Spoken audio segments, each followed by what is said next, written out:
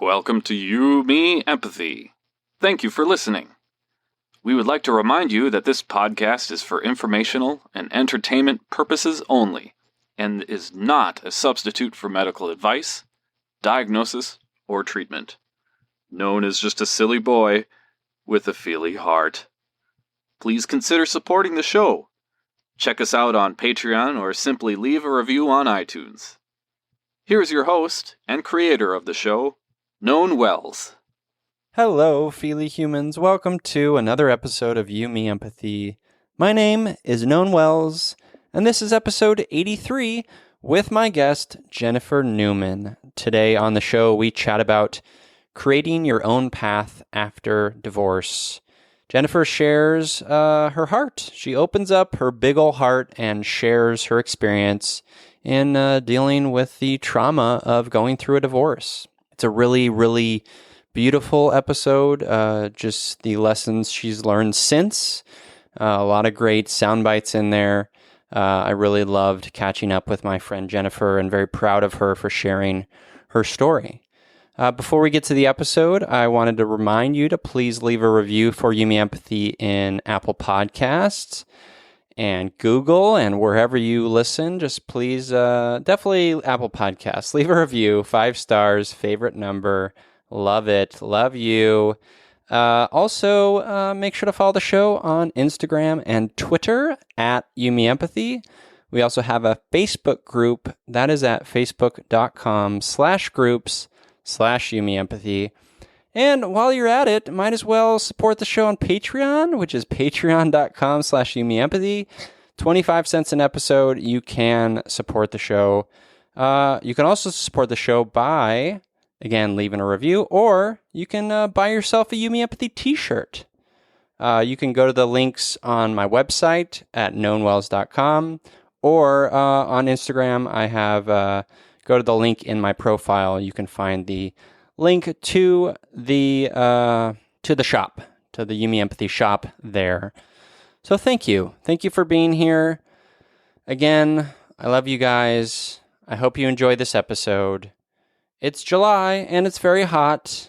Oh, and I wanted to thank you for being very kind to me. I posted something this week that was very vulnerable for me, something on Instagram. It was me with my shirt off. Who does that? I don't like my body, and I know everyone says that, but I sincerely, coming from someone who's had anorexia and is recovered, I still have body image issues. I don't like my body. It's just not fun for me. Getting better about that, but I did post pictures with my shirt off and me doing handstands, and it's all about handstands and how that represents sort of like I'm in a good place in my recovery. So thank you for all the warm kindness in response to that post. I really appreciate it. Makes me, it made me nervous posting that, and I got nothing but joyful responses. So thank you, thank you, thank you. You're the best. Okay, let's get into this episode 83, with my pal Jennifer Newman on creating your own path after divorce.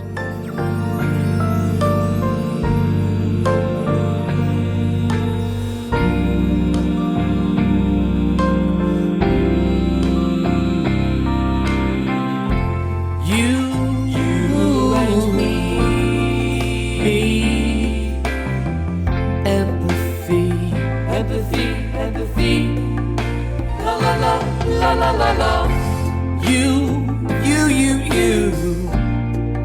me, empathy, yeah, la la la.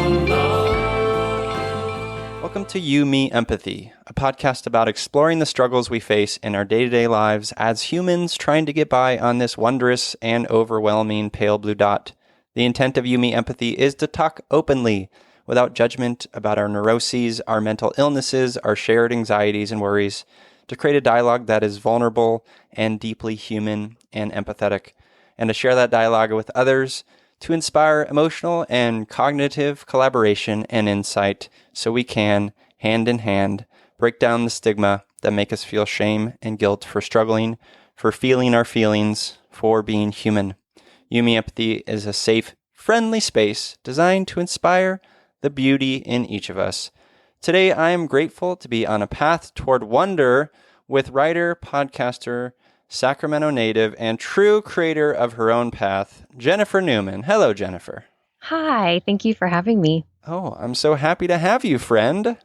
How are you? Yeah, I am doing well. I'm doing well. Yeah, it's pouring with rain, so if anybody hears rain on my roof through the microphone, that's why it is pouring today. Oh, it is pouring here as well, and I have the listeners might hear it because I have tarps on our roof. Good. Because we've had roof leaks, and those That's tarps always really exciting. amplify the raindrops. Yeah, they will do that. They will do that. Oh, Yeah. well, I hope that problem gets solved quickly, my friend. Thank you. Well, happy to have you and happy to connect. I think the listeners should know. Maybe they should know. I don't know. But we go back a few years. We worked together for a brief period of time, and you were once a guest on my old podcast, Joy Sandwich, and so here we are today. I know. It's been fun to watch kind of your evolution in the podcasting space. So I really have appreciated what you're doing on this show. So I'm grateful to be a guest. Well, thank you. I appreciate that. So we always kick off the show with just a present emotional check-in. How are you feeling in this moment? How has your day been? How's the week been in general? Oh man, let's see. Well, I'll be honest. I'm a little nervous to talk about all the feels today. So I am feeling a little, not anxious necessarily, but just I feel very present in my body, and I'm feeling like there's a lot to unpack, and I'm excited about it, but it's also, those combined emotions of being ready and open, but also a little bit nervous about how things might be received. So that's how I'm feeling right in this very moment. This week has been actually pretty good. Work has been chill. So that's, always nice. Mm-hmm. And I think the rainy weather kind of helps people just, I don't know, maybe be a little bit more cozy in their own lives. So that's what I like to think anyway. So it seems everyone's a little bit calmer than it was, say, around the holidays. Oh, sure. So, yeah. If we're comparing cozy, winter rainy days to the mayhem of Christmas time, yeah, I can see that being different. For sure. Well, I certainly relate and understand that you're feeling nervous. I think a lot of people who come on this show are nervous, and I always say I'm nervous too. I'm an anxious person, so like anytime I come into a new recording, a new guest on the show, like I want it to go well, and I also relate to this thing that opening up our heart and connecting with our feelings is discomfort. It is scary. But I think you're brave and courageous for going there, and however you go there, it's a admirable effort. Yeah, thanks. I think, it's a good reminder that, like you say at the top of the show, that this is a safe place for that. So yeah. I'm appreciative of it for sure. Good. Yeah. So I mentioned the rain earlier. We both did. So my sort of emotional check-in this week is just reminding myself that the universe is chaos and it's out to get me. No, I'm just kidding. But I swear, Jen, when we bought the house in September, and ever since then, the weather has just been bonkers. Like right. The wind and the rain, and we've had a few roof leaks, and it's real. Like this is like one of the wettest winters that I remember in decades. And so I obviously I don't think the universe is out to get me, but I do think it's a good reminder for me to like take a step back and say, I don't have control over this, and no amount of anxiety or stress about what's going to happen is going to amount to anything other than sort of internal turmoil. So I might as well just relax and be present and take it in. Right. And I mean, I don't mean to go full on podcaster here, but like, what do you do when when you check in and you say, okay, I don't have any control over this? Do you just sit with that? Do you take action of things you can control? Like, what are your like next steps for that? This is my show, Jennifer. I know. I'm just kidding. I'm just kidding. No, I love it. I love it. Because I'll tell you what I do in a minute, but I'm always curious what other people do. No, I really appreciate the question. It depends. I think if I am feeling really present and in my body and connected and grounded, I can just kind of sit and read or write and listen to music. But when I'm feeling maybe a little bit more anxious or not as grounded, it does require maybe sometimes a little bit of action. So I will make myself useful by cleaning the house, or, you know, if the weather warrants, I'll go for a hike or a run, or I'll toil in the garden and try to make a meditative practice out of that. Sometimes in the past, that meditative practice is really just an exercise in like me pummeling the earth. But I've been better about just kind of making it sort of a meditative practice as opposed to a sort of get my anxiety out in ways that aren't really useful. So that's what I do. Yeah, I can see that. I definitely can relate to the kind of moving your body. So going for a run or, you know, a hike or whatever. So for those who aren't familiar with my story, I just went through a pretty major life shift that I didn't choose. And therefore I felt very, very little control over. So in September of 2017, my now ex-husband came home and told me he wanted a divorce, and that he was going to leave me for a coworker, which was, you know, it's one thing to say you want a divorce. It's another to say that you're already like moving on. So it was something I didn't quite see coming. In hindsight, I maybe should have seen it coming, but I didn't. And it sent my life into what could have been a really negative spiral. And I was anxious and I was scared. I was so scared. It was like the rug was being, you know, essentially the future I had planned was no longer valid, right? It was just not a thing that was going to happen. And it felt like the rug was being pulled out from under me a little bit. And it's super easy to get into that mindset of the universe is out to get me, or somebody's out to get me, right? Yeah. Kind of that almost like a victim mindset. And the only way I got through that, well, there's several ways, but it was running. I took up running again, and man, not everybody loves running, but it is meditative for me. So, you know, I find it to be a meditative practice. Yeah, me too. And I also started really, really journaling. I mean, I had journaled for years, but really trying to do a full like brain dump to get things out of my head and onto paper, because it was safer there. Yeah. All of the things that were going through my mind. And then taking action towards my new life. So whether that was just, you know, I had been running a business for 7 years and I wasn't going to be able to financially support myself in the way that I wanted to through that business. So I knew I needed a job.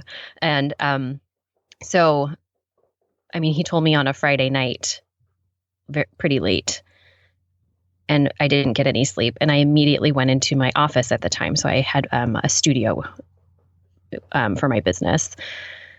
And I immediately went into the office and applied for like 8 jobs. That was like the next day, after I'd, you know, told my parents and what was happening and all of those things. I went straight into taking action.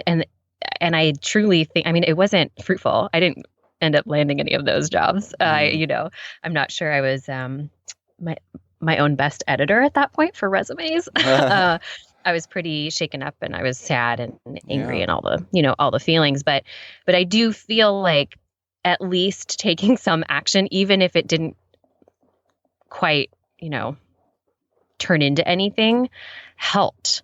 So actually moving forward and taking whatever the next steps might be or might look like helped me.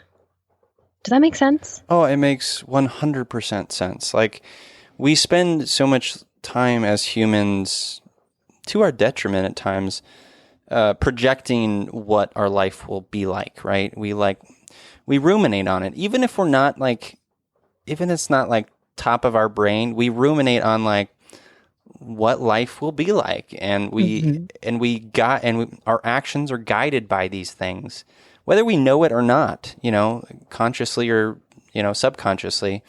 And when things happen like a divorce, a breakup, these huge, like, I consider them like big T trauma events in our life. Mm-hmm, absolutely.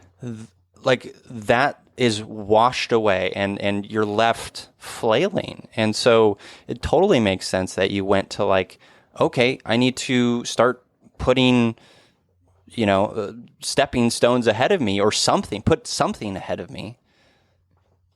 Yeah.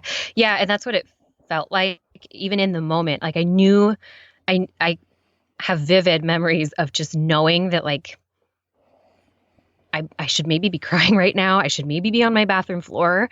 I don't know, but I had to at least try to do the next thing I knew how to do. And I didn't know what my future was going to look like anymore. I had no idea. I didn't know where I was going to be living in the next 6 months. We owned a house together. I pretty much knew that I was no longer going to be running my business full time, which means I would need to let go of my studio, which means there was multiple moves involved. It was just a lot of logistics. And so my brain wanted to figure out those logistics as best it could so that I could start making a path forward. Yeah. And yeah, I mean, I don't know. I mean, I'm not trying to equate it to your roof leak, but I don't know if you've found yourself trying to like control things that way. Like, okay, we don't know if our roof's going to be leaking for the next 6 months, but maybe we can call a contractor, or maybe we can do this, or like, I don't know what logistics are involved with all of that. Yeah. No, I mean, I think you can make that, you can equate those two in some ways. Yeah. I mean, I think the hard part about this is that the truth is we don't know what's going to happen in life, and how that's hard to take, right? That's because the reality is we already have so little control over our lives. And when we have elements of our lives that are, we perceive to be certainties, like our, close relationships, like our family, these things, like, we should be able to count on as being like anchors, our own sort of mirrors we can count on in our lives. And when those things are disrupted, there's no other word to say than it's a trauma that is just so hard to process. So when that happened for you, Jen, mm-hmm. what are you, it's very new. So what are you learning about yourself in this process? What kinds of emotions are you processing? You don't have to get into everything, but like, what are you learning about yourself, I guess, is the first question. That's a great question. Can I curse on this show? Oh, fuck yeah. Okay, excellent. I'm really fucking resilient. That's what I'm learning about myself. Number one. And number two is that I'm realizing how much, I keep using the word control, but that's not quite right. But I gave up a lot of my own autonomy in my marriage. So, and it happens, right? Because you compromise, right? Because you're living with another person who maybe has slightly different values or or very different values, as as my case turned out to be. But and you're constantly compromising to try and make your way forward with this other human. And I compromised a lot of my own values, a lot of my own desires, my needs, my wants, all of those things, my ideas for the future were very tied to his. And now I am free as a bird. I get to do things my way. I get to go out into the world and seek, you know, a new partner down the road, maybe, hopefully, I don't know. But I get to decide who I let in to my world the way I want it to be. Does that make sense? So I get to actually pick and choose. And I didn't realize how out of control and how out of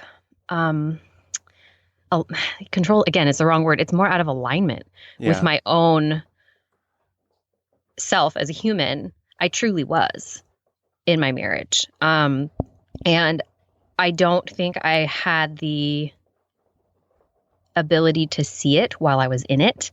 And I don't know that I had the ability to see it even, 5 months after the separation was, took place. So it's been a gradual process of me going, oh, I get to reconsider so many things in my life that I thought were absolute. And, I'm also learning that nothing is absolute and nothing is forever. I mean, life isn't even forever, newsflash. So, you kind of hit the nail on the head, with that we feel like it should be solid ground. What these relationships, whether they're with our family or our partners or our friends, and they're constantly evolving and changing, and they might not always be around, whether it's through some traumatic thing like death or divorce or whatever, or you just go separate ways. Yeah. I'm thinking of a friendship maybe, or something like that. Yeah. Or a work relationship or whatever the case may be. And I feel like I sort of thought that I was set, right? I got married. We bought a house. We did those out of order. We bought the house first, but, we had dogs. We weren't planning to have kids with each other. So that was fine. And, we had it all figured out. And then he changed his mind. And that was an earth shaking thing. I don't want to say earth shattering because I didn't feel shattered, but I felt so shaken, like to my core, when I realized that if he got to change his mind, so do I.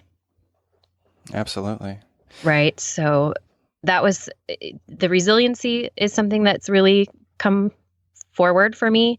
And then also my own ability to realign myself with myself, if that makes sense. So all of those things, like all of those choices and my next steps and all of those things are within my power. So I get to decide, and I get to be affirmative in what I want and need and all those things. I get to speak all those truths. And yeah, it feels both scary and phenomenal.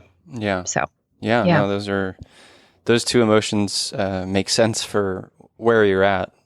Yeah, absolutely. You said an important thing I want to go back to, how when you were in it, you couldn't see it.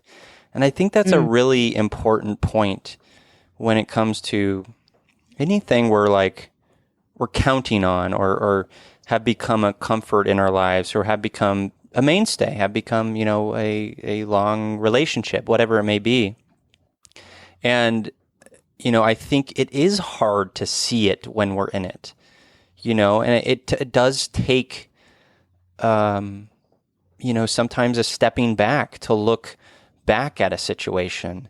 And I'm learning this, I'm saying this to you, Jen, because I want you to, be kind to yourself. First of all, I think it's probably easy to get down on oneself for being in a situation like that, and have it ending and questioning, oh, what could I have seen it, before, or did something different, and I want to extend you that kindness to say, like, it's so hard to know sometimes, Yeah, absolutely. And thank you for that.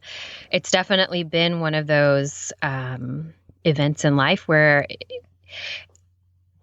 it is very easy to question and maybe blame yourself or feel shame or, whatever comes up, different things come up for different people.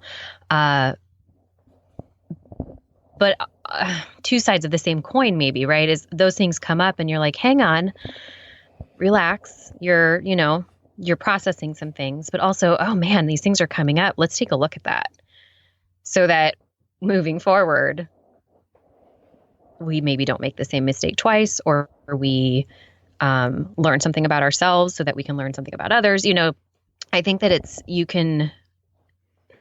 maybe it's a fine line. You can go down that road of you're either, what am I trying to say? Like you are questioning to the point of maybe damaging yourself, or blaming yourself, or, there's maybe more negative thoughts associated with it, or you're questioning and then you're thinking about what can come of it that's positive. I feel like there's two ways to take it, and Sure. I've taken it both ways. Let me tell you, I have for sure been really, really down on myself. There have been some very, very, very hard moments. I mean, I did cry on the bathroom floor.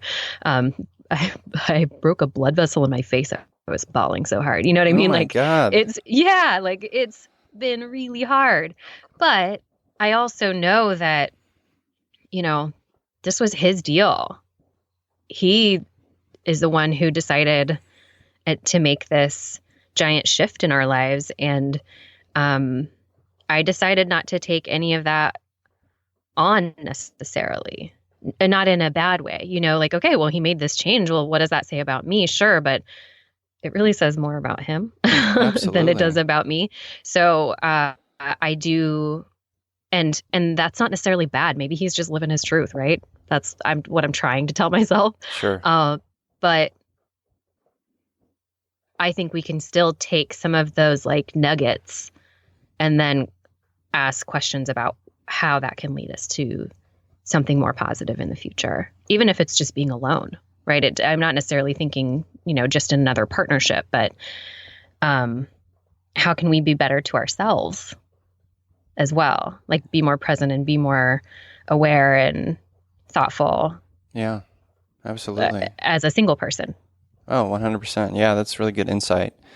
You mentioned before, like, some of the, your values and these things being grounded in or aligned with his, and there was some compromise there. Can you give me some, maybe an example or two of like what those values were and how is that changed for you?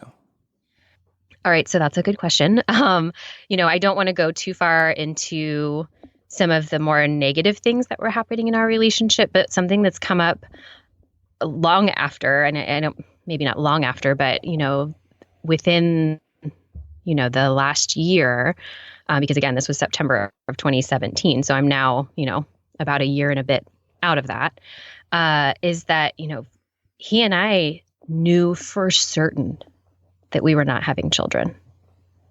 The answer was no, right? Mm-hmm. He didn't want kids. I didn't want kids. And post separation, I have actually met people. I've written a lot in my journal. I have done lots of therapy. Yay, therapy. Yay, I'm here for it. Hopefully people can find a good therapist and figure out a way to pay for it. I kind of joke, but I'm not really joking, that I went and got a big fancy job so that I could pay for therapy. It was something that I couldn't have afforded, had I kept running my business. Yeah. So day jobs with insurance, and if insurance doesn't pay for it, it's out of pocket. So I'm just saving my pennies so I can keep going. But anyway, that's an aside. But what's come up through all of that work is me realizing that I just didn't want to have kids with him. Wow. And yeah, and it's opened up an entirely different view for me. And this is, I'm not saying that I'm going to run out and have a baby, right? It's not like my goal in life now. But what I'm saying is it's opened the door of, prior to this, dating somebody who had a kid was a no for me. Mm-hmm. And that door has been opened. And I think that I'm coming into my own awareness of, the fact that I would be a really good mom. I'm going to try not to cry, but it's not working. But I have goosebumps, Jen, because I think that's such a beautiful, empowering, just powerful realization, and I'm so happy for you that you've had it. Whether you have kids or not, I think it's such a empowering, beautiful thing that you found this new reality. Well, and it's not necessarily just about me having my own children, right? It's about being a good mom. Yeah. So mothering, having that ability. And I had kind of squashed that in myself, that desire, that ability. I mean, I love taking care of people. And the thought of not opening myself up to that, and the fact that I had truly just locked it away. I had disregarded it completely. And I was okay with it at the time. I don't regret it. I definitely don't regret not having kids with him, let me tell you, because now that would be a nightmare. But yeah, it really did sort of open me up to the possibility of mothering in some way. And I mean, it might just mean that I'm a good dog mom. I don't know. Mm-hmm. but you are already that. Thank you. But yeah, it's been an interesting journey for sure to watch that shift occur and pay attention to it and just sit with it. And it doesn't mean I have to run out again and have a baby on my own as a single woman, or run around and try and find a partner right away who I want to have, and I'm 36. So, as they say, clock's ticking and all of that, but there are other ways to be a mom. So I think that, kind of just letting myself feel that and, experience that want and desire in a way I never had before has been, also earth shaking. Yeah. So what an amazing feeling that is. Yeah, it is. And just giving myself the permission to feel it. Oh yeah. After 15 years of not doing that. And not even knowing that I was missing that. Right. That's amazing. It's multiple layers. Yeah. Right. Have you ever taken the Enneagram test? I haven't, but it keeps popping up everywhere I look. It's everywhere. It's kind of hot right now, but yeah, it is. It's I wonder if you're a type 2 like me, the helper, who gets a lot of value and love out of helping people and sort of being empathetic and being there for people. And maybe that's you, maybe not, but I don't know. I'll have to take the test. Yeah. I mean, because I've been meaning, it's on my list. So I'm putting myself in your position, for a moment and wondering if I was in a situation where a part of my personality, being I like to help people or I like to care for people, and one sort of facet of that I couldn't do because I was in that relationship. And then I came out of it and realized, oh, there's this whole new aspect of my own core that I can now explore.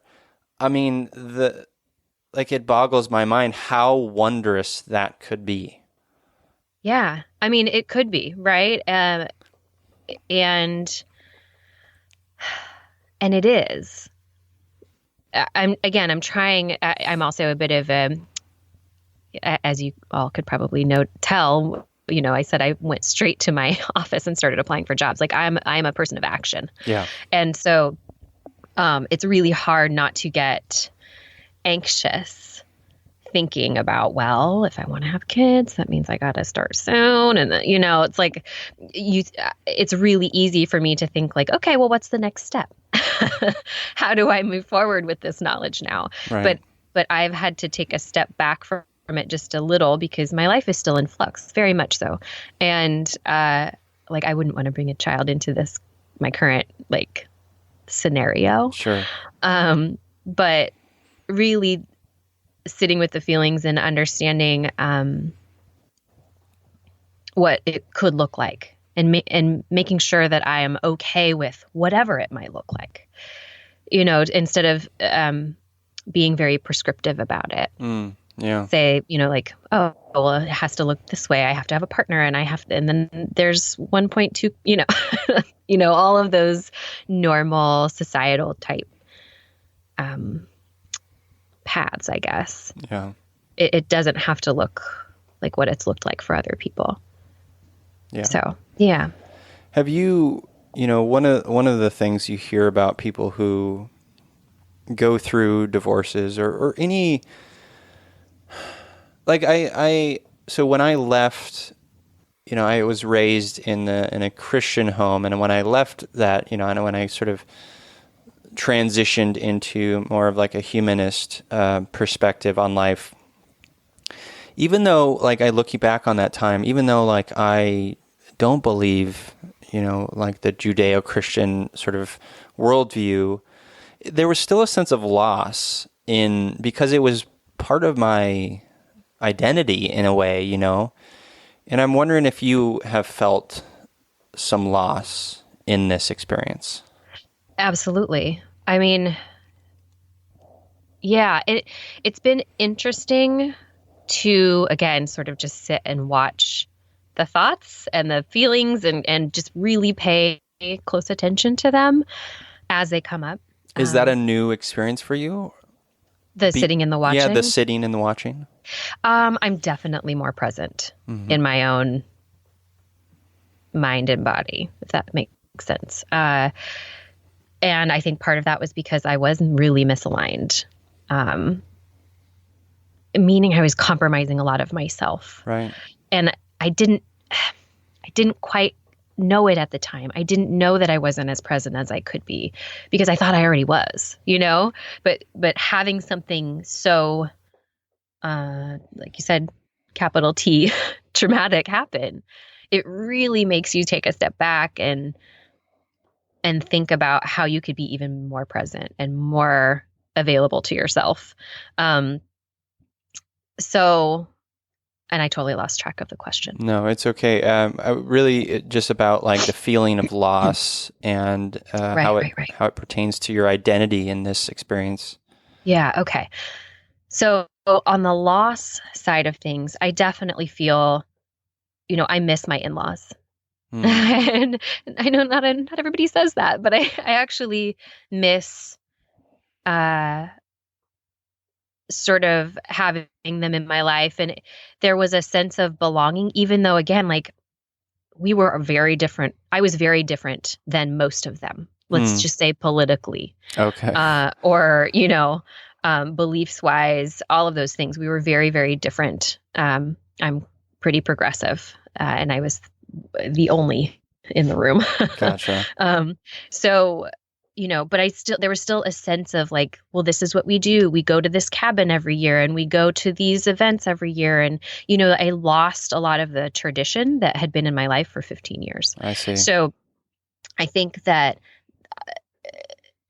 again, feeling the loss and being sad about it, they're still in my life. I still try to keep in contact with as much as possible, which isn't much, but, just for my own sanity. Yeah. But it's been interesting to kind of navigate that loss because, again, somebody else moved in my spot. I'll just put it out there. He went on a date and then came home and asked for a divorce. So he had already, and now he's living with this woman. So like he replaced me immediately. Right. So now there's somebody going to Christmas. There's somebody going to all of these events and things who isn't me. And so there was a little, my ego definitely felt that sense of loss. It's like, wow, that's my life, right? That was mine. And I think that's a really normal feeling to have, that ego. It triggers a lot of anger and like anxiety and feelings of hurt and feeling like you're unwanted, right? So if you get replaced that fast, it's like, wow, man, that hurt. Like that's an ego killer. But that's okay. So it's been me going, all right, but that's over here. And I know you all can't see me talking with my hands, but that's over in my past. And I get to decide what my traditions look like moving forward. So again, it kind of trying to make sure that I empower myself to say, okay, well, I'm not doing that at Christmas anymore, but guess what? I get to do this.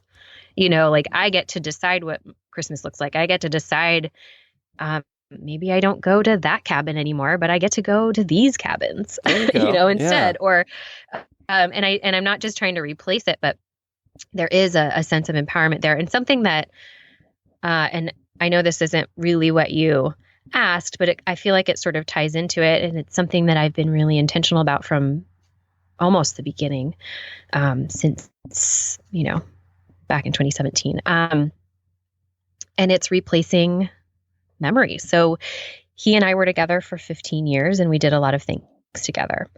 A lot of those things were here in the Sacramento region. So I can't drive anywhere without remembering, we lived in Davis for a little while. We lived in West Sacramento. We spent time in Sacramento. We were all over the place doing things together. And so it was really important for me to like take that hike with somebody else or by myself and have a good memory, or travel to that place that we went, or go to that restaurant and reclaim it for myself. That was something, again, it's like taking control of it so that it's not just a bad memory that just festers. It's like, no, yes, we had that memory. And again, the memories with him weren't bad. So please don't misunderstand me. Like he and I had really good times together, but that was hard, right? So like going to these places or thinking about these places and only thinking about the good times that we had, and then remembering that he changed his mind about me and about his life. So, right. So it was a way to still have those memories. Like I still have the memories of who I was when I was with him, even though I don't totally recognize that girl right now.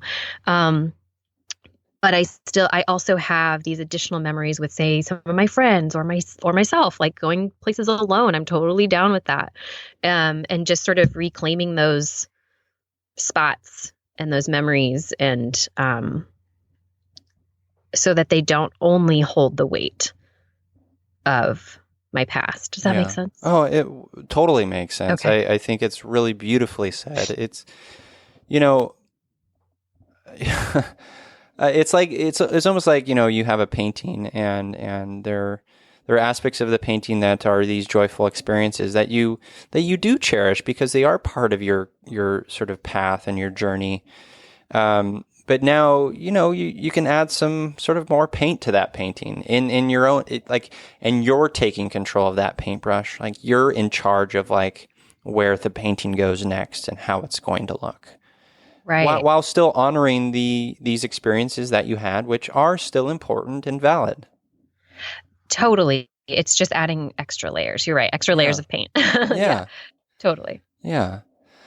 Do you like, a lot of what we're talking about here is kind of what we talked about, really at the start, is the unexpected and how do we prepare for that stuff? Not prepare, like, I guess there's no way to prepare, right? No.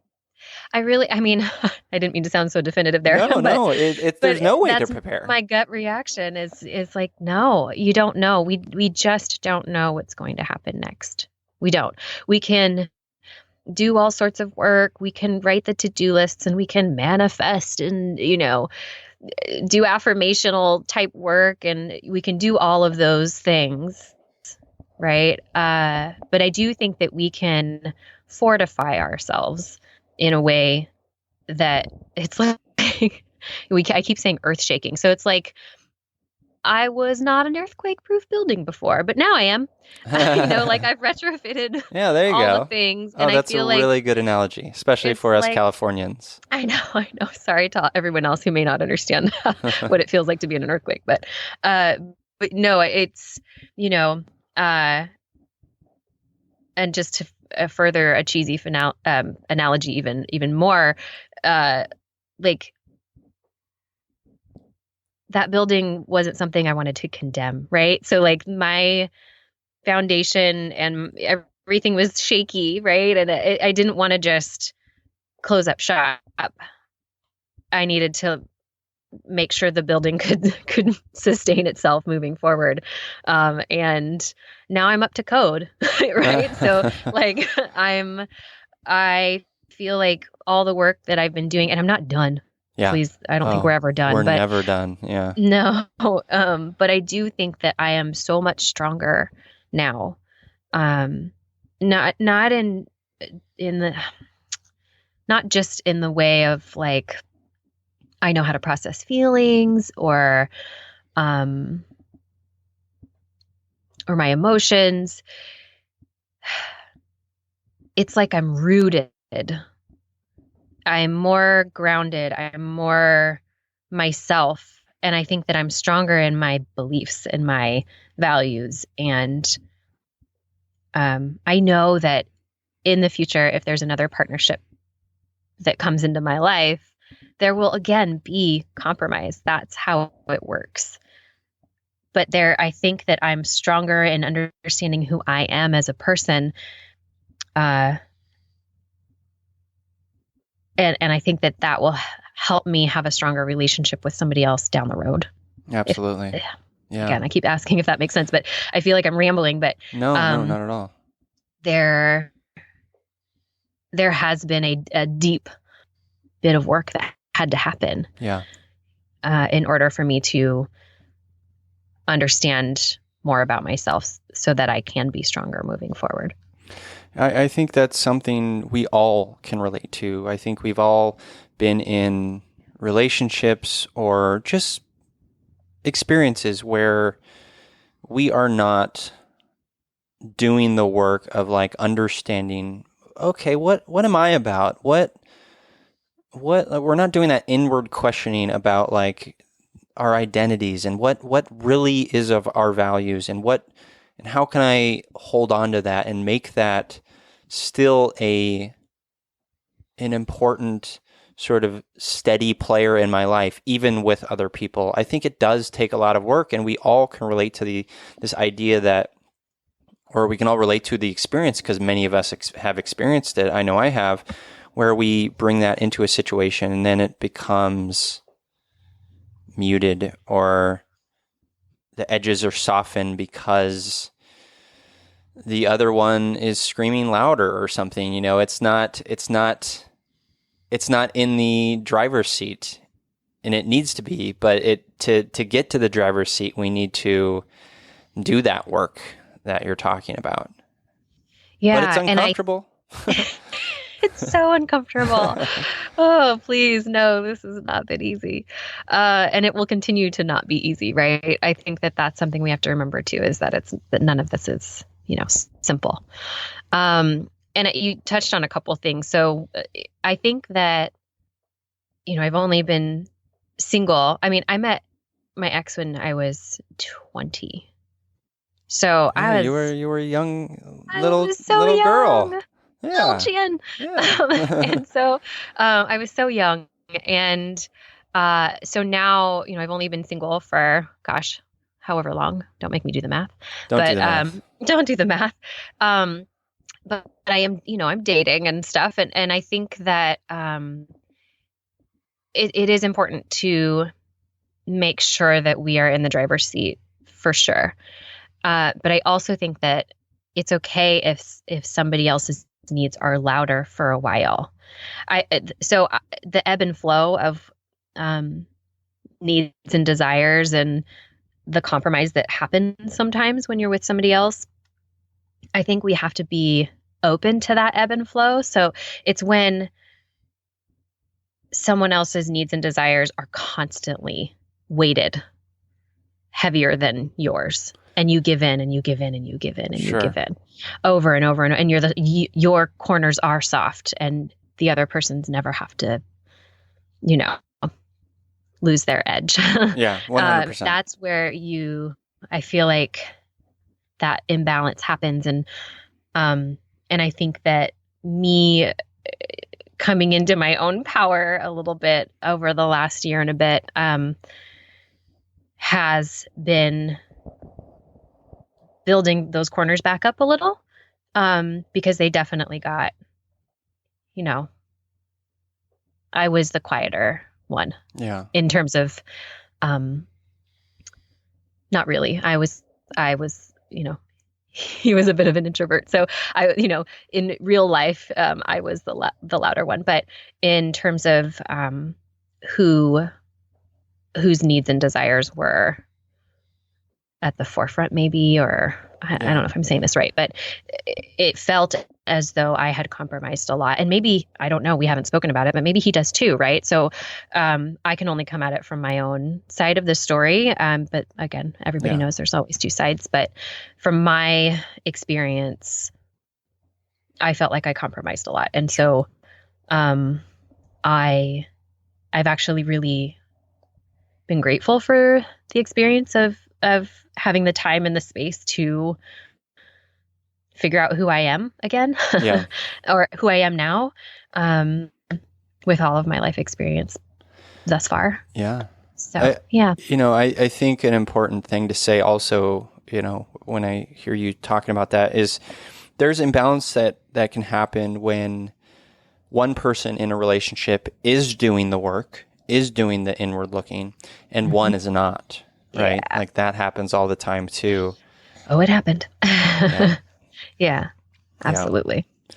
Yeah. How is your self-care in this sort of period of your life, the last year plus? Well, it's actually, it's had to be a focus. Yeah. Because the one thing I haven't really talked about yet is just the amount of, it's not dissimilar to a death, an actual physical death, right? Mm-hmm. So when somebody passes away, there's all the emotion tied to it. And there is also this huge pile of logistical shit that has to happen. Somebody has to figure out how to get a death certificate. Somebody has to write an obituary. Somebody has to figure out a service. There are so many things that have to happen. And with a divorce, there's a similarity there. The logistics are bananas. I wrote a list, and I don't have it in front of me, but right before the holidays, I was actually getting a little bit down on myself because I feel like I hadn't done enough in the last year, which is crazy. But professionally, I hadn't kind of been able to get my business back up and going fast enough for myself. And so I wrote a list of all of the things that I had accomplished. And I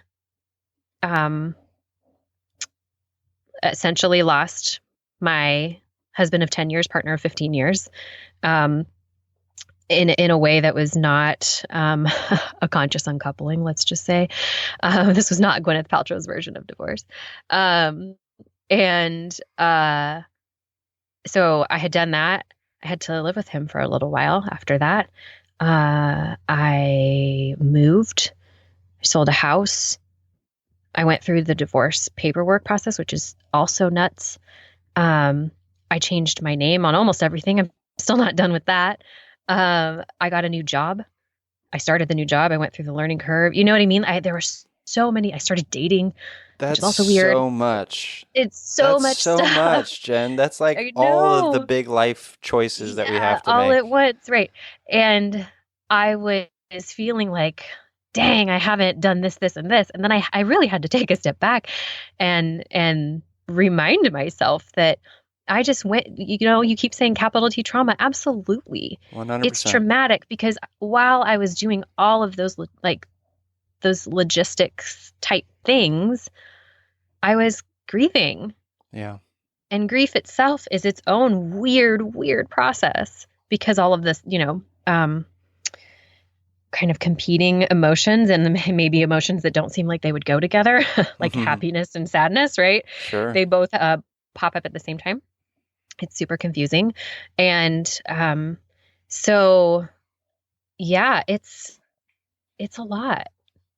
It's a lot. And so for self-care, like I said, making sure that I'm moving my body because I know I feel better when I do that. Therapy. That was a major step in my self-care process. Is this your first experience in therapy? No, but it was, I hadn't, so I was in a relationship with somebody who thought therapy was just for broken people. Oh boy. And so there was a lot of stigma around seeking help.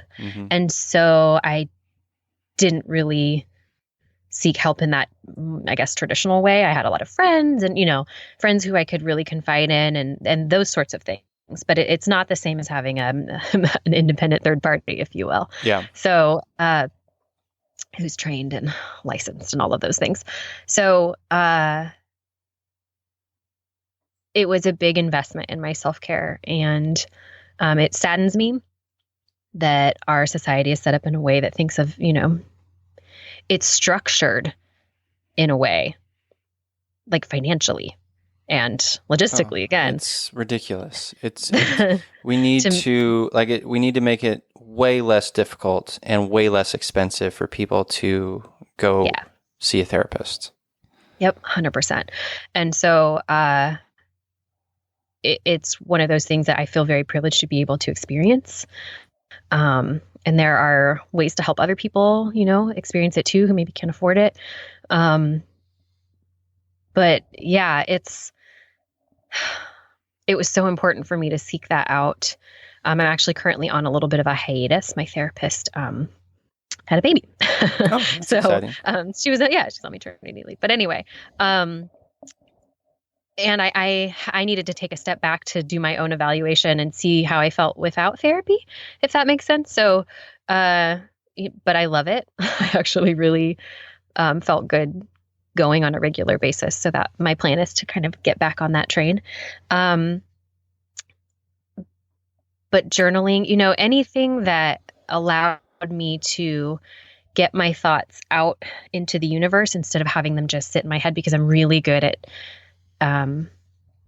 having thoughts just swirl and swirl and swirl and have them turn into negative stories instead of, the things I'm talking about, which is like, okay, I know this happened. It felt bad. How can I use the tools that have come from it? Like that I've unearthed. How can I use those to have positive things happen in the future? Right. So it's that shift, that like right turn, if you will, instead of going down maybe a more negative road with things. So anything that's allowed me to do that. But that sort of sums it up. I mean, I do, I have a gratitude practice and I do affirmational type work and also in journaling. So yeah. Excellent. Yeah. And I do want to mention, just commend you for, having this moment where you're like, well, fuck, I didn't do shit this year. And taking, having the knowledge and the foresight to say, okay, I'm going to write down all of the things that I did do. And then, of course, you did so much and you experienced so much. And I think that's a good, I'm going to take that lesson with me because I know that me and a lot of us can relate to this idea that, we just, we all struggle with self-esteem. We all struggle with looking at ourselves and thinking that we're not making an impact. But the truth is we are. We just have to maybe visualize it a little differently. And I think a list like that is a great, great idea. Yeah, it helped a lot. I definitely it gave me some perspective. Another interesting this actually just triggered a memory of one of my old podcast episodes. Somebody I interviewed a long time ago. She kept this little file on her desktop. And it had to do with her business, but and I don't remember what she called it, but it was something like a good things folder or something. So every time she got an email from somebody who said, "Oh my gosh, this thing you created changed my life," or made a difference in this way, or whatever, or comments on Instagram, she would like screenshot them and save them. And so having stuff like that to look at when, when you're kind of down in the dumps, or you think like maybe you haven't made an impact, like you said, and you may not have made the biggest splash in the world, whatever you're doing. I don't care if it's like a 9-to-5 job or, a business or a project like your podcast or something, you know what I mean? All of these things are things that we're doing because we love them and, or they pay the bills. Yeah. But it's important that we know that we're of value, in our careers and in our lives. And so having those tangible, like you probably have emails in your inbox like, "Hey man, I really like this episode," or a comment on, like I said, Instagram or whatever platform, and save those, save those and look back when maybe you get a bad review or you feel like,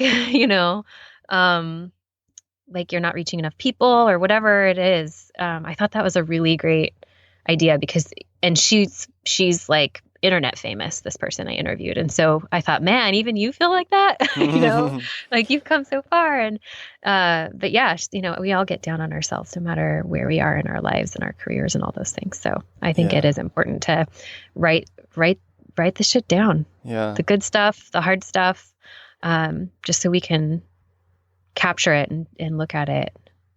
I adore that. All of that. I think that's a really good idea, and I 100% have received those messages and the validating messages of like, oh, this thing that I set out to create to make people feel less alone, it's making people feel less alone. Right. And success, but of course, like we as humans are so good at reminding ourselves that we're not good enough, and why am I doing this in the first place? And why would people care? Of course we have all those self-limiting beliefs, and to have like a little folder of like, oh yeah, I am reaching people. That's another phenomenal idea. Yeah. I love the folder idea. Yeah. It's something I've definitely, stolen. So for sure. So let's transition into like the work you're doing now. I know you had a business and you have your Creating Your Own Path podcast. Like what's the status of all that? Yeah. So the status is check back soon. No, no, I'm kidding. Kind of. So I did get a day job, and it's great. It pays the bills, and there's insurance, and I'm learning a lot, and the people are cool. So, I'm grateful that I landed where I landed.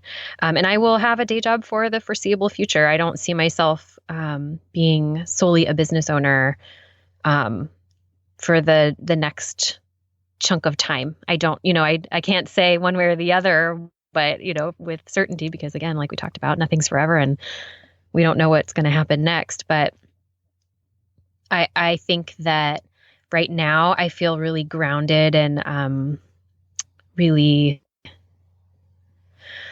secure by having a day job. So that will continue no matter what ends up happening and what that looks like. And then with the business, I'm slowly bringing certain parts of it back to life this year. So one of the issues that's come up because of the divorce. So my business was under my married name. Don't ever do that if you guys can avoid it.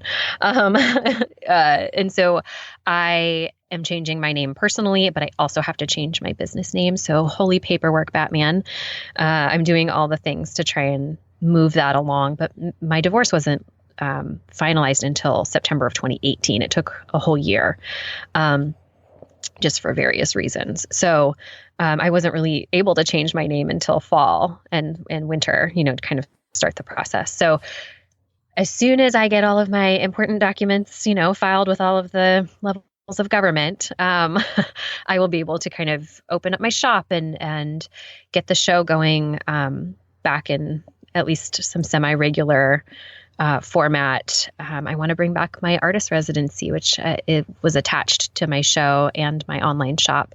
It sort of funded itself. And all of those projects that really brought me joy and happiness and all of those things. So I am excited about that.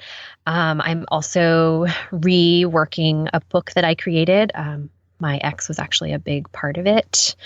And so I'm kind of reworking part of that book right now for a second edition, which hopefully will come out soon. I don't have a date yet, but I'm working on it. And then a couple of other creative projects that I hope to launch soon as well. So there are things happening. I also eventually would love to create more podcasts, whether I host them or not. But I would like, my goal is to transition. Right now, for people who don't know, Creating Your Own Path started as a blog series. I turned it into a podcast in 2014, and I've been doing it ever since as a podcast. But I think that what I'd like to do is transition Creating Your Own Path into more of a media company. And I'll have the original podcast as part of that, of course, but I would love to also have other shows as a part of the larger umbrella. So I'm reconfiguring, imagining what it could look like. I don't have a timeline set to any of those things, Sure, but yeah. I for sure have like visions of what it could be in the future. And so I'm just making, one step after another, tiny steps in my free time. Little baby steps. Yeah, absolutely. Yeah. Well, that's all we can do, right? Yeah. And it must feel, again, like going through what you went through and having, this tremendous life change, and, the path forward is unknown and scary, but also like filled with so much potential and excitement, especially for, your business, podcasts, your own personal life. And, I'm excited for that. Yeah, thank you. I am too. It's, I joked that grief is, conflicting emotions coming up at the same time. I do feel both terror and excitement. So about, things moving forwards, which to me, that used to feel very confusing. Right now, it just feels like I'm on the right track. So I'm going to stick with that feeling. Yeah, it's a sure sign. If you're feeling some fear, it's a sure sign. It's a good choice. Yeah. Yeah. Hopefully. Yeah. Well, awesome. Yeah. No, I asked because I listened to, I think, your latest episode of Creating Your Own Path, and I heard you mention some exciting things that you hope to do someday. And so that's, I hope to see that out in the world. Thanks. I really appreciate your support. Thank you for listening. Of course. I'm always really still surprised when people listen to the show. It's one of those things where I created it for almost completely selfish reasons. I just wanted to talk to people and figure out how they did what they do, or do what they do. And it's turned into this really amazing, small but like mighty community of people, and I am grateful for them every day. Lovely. Well, let's before we sort of wrap up here, let's talk about empathy heroes. We always wrap up the show mentioning an empathy hero in our lives, either living or past, or even a character from a book or a movie or a writer, what have you. I will name my empathy hero first to give you a moment to think on it. And I'm going to read a quote from the author and poet Langston Hughes. He says, quote, "Hold fast to dreams, for if dreams die, life is a broken-winged bird that cannot fly. Hold fast to dreams, for when dreams go, life is a barren field frozen with snow." And I just love that. Yeah, Beautiful. that's good. right? Isn't that good? Yes, it's really beautiful. Yeah. And I'm going to pull an English major 101 thing and kind of do an author as well. I'm a writer. I am slowly reading through one of Rebecca Solnit's books. Okay. I still need to who's- read her, and because I've heard such good things. Yeah, I mean, this is the first book I've read, and again, I'm gonna mess up the title. This is Don't Bring Me to Trivia Night. I'm the worst at it. I will always forget the name of movies and books and all the things. They're sitting on my bedside table. When you said that, I thought Rebecca's book was called Don't Bring Me to Trivia Night. No, but that's a great title. I'll have to put that in my notes app on my phone because it's true. My memory is terrible. But her writing is such that you can tell she pays attention to all the things. And that has been such a theme through the last, year. And even before, I don't want to say that I was completely clueless before, but, what's been kind of unearthed for me is just really paying attention to the clues that the universe leaves you and the things that make you happy and the things that make you sad and all of these daily happenings in our lives. And her writing is so beautiful and so thoughtful. And I think that in order to be an empathetic person, you have to pay attention. And like, what better gift to somebody?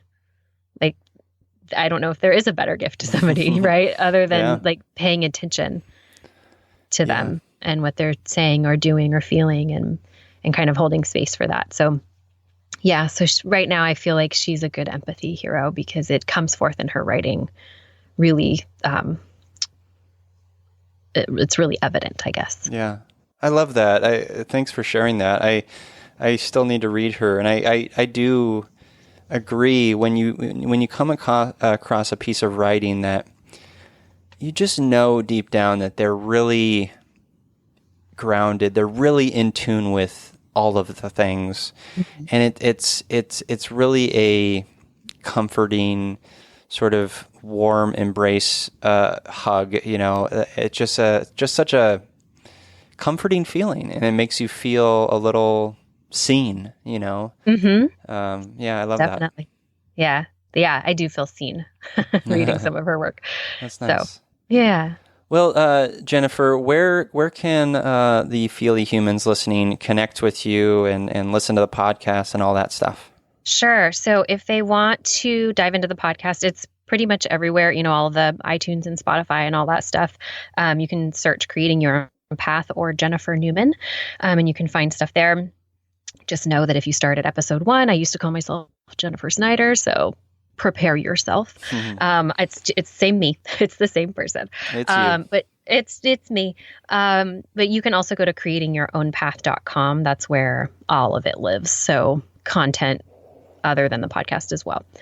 And then on Instagram right now, I'm Jennifer E. Newman. I do have a Creating Your Own Path handle as well. I've posted one photo so far. It's one of those things where when I kind of relaunch everything, I'll be a little bit more present on that handle. But Instagram is still where I guess I hang out the most on social media. I am on Twitter as well, Jennifer E. Newman. So yeah, that's where people can find me. Cool. Well, thank you so much for being on the show, and thank you for going there and sharing your story. And I'm proud of you, and I'm excited for what you're doing, and I think the future is very bright, and I'm just grateful for your resilience as a human, and just grateful for our friendship. So I'm happy to have you on the show, buddy.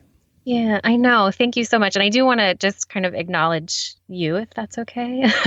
And I don't mean to get too feely, but I feel like this is the right show for it. But I think that you holding this space for people is brilliant. It's a brilliant use of your skills and your, life as a human. So I want to thank you also for, creating this show and letting people come on and feel the feels and tell their stories and that sort of thing. So thank you. I appreciate you having me on. And I just like that this exists in the world. So thank you for that. That made my day. Thank you. And there's no such thing as too feely. Thank you. I like that. That should also be the title of a book, or at least a bumper sticker, right? Yeah, totally. All right. Well, thank you. Well, and listeners, as I always say, I'm here, you're here. We're here together on this wayward, overwhelming, awe-inspiring pale blue dot. We have each other. It's you, me, empathy.